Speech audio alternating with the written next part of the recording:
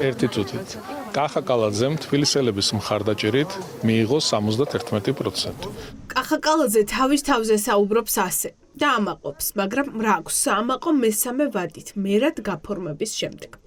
დედაქალაქში ყოველი 5-დან 4 ამომრჩეველმა მას მხარი არ დაუჭირა. თბილისში 1,43,482 ამომრჩეველი იყო რეგისტრირებული. მათგან მხოლოდ 214,000-ის ხმა მიიღო კახა კალაძემ.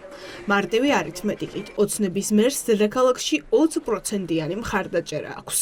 ქალაქის მერს მხოლოდ 20% რომ მისცა დედაქალაქში მცხოვრებმა მოქალაქეებმა თქვენი პოზიციერი მხარე მე როგორც ვატყო თქვენ ან 20% არ არის ბოლო რამის 20% არ არის 20% მხოლოდ 20%-მა ნარატივი რა შუაშია ბატონო კახა თქვენ არ ეთანხმებით ცენტრალური საარჩევნო კომისიის მიერ გამოქვეყნებულ შედეგებს შეიძლება გაჩვენოთ თქვენ მონაცემები შედეგებს არ არის მივიღე 215,370 ხმა დედაქალაქში რამდენი ადამიანი ცხოვრობს ესეც ხო იცით ბატონო კახა მე არ მჭირდება კალკულატორით ხელში ჯდომა ცენტრალური საარჩევნო კომისია არის ბატონო კახა ცენტრალურმა საარჩევნო კომისიამ გააკეთა ეს მარტივი მათემატიკაა ისიც რომ წელს თბილისში ოცნებამ იმაზე ნაკლები ხმა მიიღო ვიდრე გასულ წელს საპარლამენტო არჩევნებზე თუ მაინც და მაინც არითმეტიკაზე საუბარი სურს ოპოზიცია კალაძეს ახსენებს რომ მოპარული მილიონების დათვლა შეუძლია თუ კახა კალაძე მართლა ასეთი ძლიერი არის მათემატიკაში ვურჩევ რომ დაითვალოს რამდენი წელი გავიდა მას შემდეგ რაც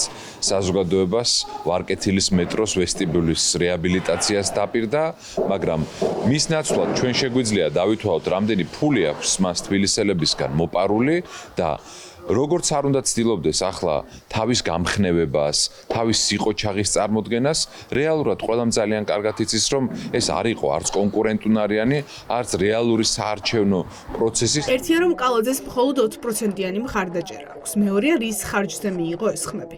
ამომრჩევლის ნების ტოტალური კონტროლი, ქალები და კაცების სიებით ხელში უბნებთან, ტიტუშკების მობილიზება, აგიტატორები მიკროავტობუსებში. ეს იყო სცენა, რომელსაც თბილისშიც და რეგიონებშიც ყველა თან შეხვდებოდით. ქართულ ოცნებას და კალაძეს თბილისში ჰქონდათ საზოგადოების, სრული საზოგადოების მხოლოდ 20%-იანი მხარდაჭერა და ასეც მოხდა, თუმცა ბოიკოტის პირობებში, რაც სტრატეგიული შეცდომა იყო რიგი პოლიტიკოსების და იმ საზოგადოების მხრიდან, ვინც სამწუხაროდ ეს ყველაფერი დაიჯერა, ბოიკოტის პირობებში ქართულმა ოცნებამ თავისი 20% აქცია 70%-ად.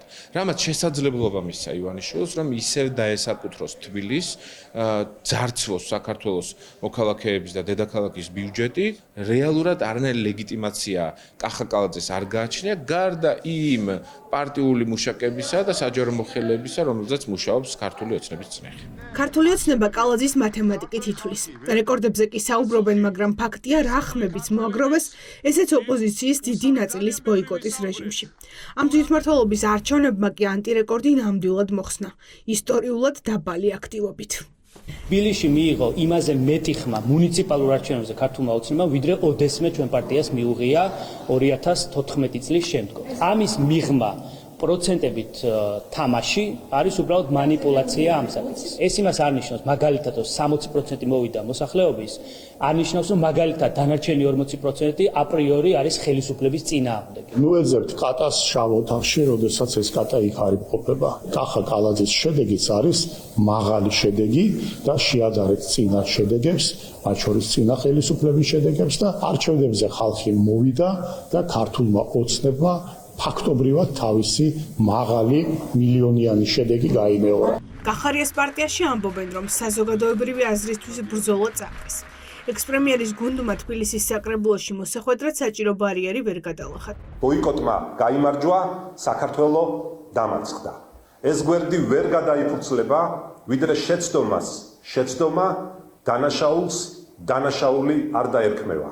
ფაქტია, რომ საზოგადოებაში მოთხოვნაა ცვლილებებზე, მაგრამ შვიდობიან ცვლილებებზე. თბილისში, სადაც მილიონი ამორჩეველია, 215,000 ხმით თბილისის მერი გახდა ადამიანი, რომელმაც წინა არჩევნებზე თბილისი მნიშვნელოვანი სხვაობით წააგო. სამწუხაროდ ჩვენ ყველამ ერთად ჩავაბარეთ თბილისი კორუმპირებულ კალაძეს და მოძალადე ოცნებას. ქართულმა ოცნებამ ქალაქების ერთი ნაწილი 100%-ით მოიგო. უკონკურენტო ერთ კანდიდატიან არჩევნებში. ესეთი ამაყიდა ბედნიერი როა საკუთარ კოლეგებს შეხედა სხვა რეგიონებში რო აიღეს 100%, როგორ გახარებულები არიან და იმაცა შედარებით 100 ცოტა რო აიღო, რაღაცა სხვა არის პრობლემა. ცხადია, ქართულმა ნუდ გამარჩევნებს ისე როგორც მიუძა წინარე არჩევნებს, მათთვის არის სასურველი ყო რაც შეიძლება მეტი ადამიანი ყოფილიყო ძველად მისული და მეტი ის სისტემა, რა სისტემაც მუშაობს, ეს არის კოორდინატორთა სისტემა, ეს არის მასწავლებლები, ბაღის მასწავლებლები, მთელი ეს აგებული შტო, რომელიც ძირითადად შანტაჟზე და ფულზე დგას. 4 ოქტომბრის არჩევნებმა ნამდვილად აჩვენა, რომ ოცნება ადმინისტრაციული რესურსის მხარდაჭერის იმედია დარჩენილი და დიდი ქალაქები ოპოზიციურადაა განწყობილი. ამ მრჩევლების დიდი ნაწილი არჩევნებზე საერთოდ არ წავიდა.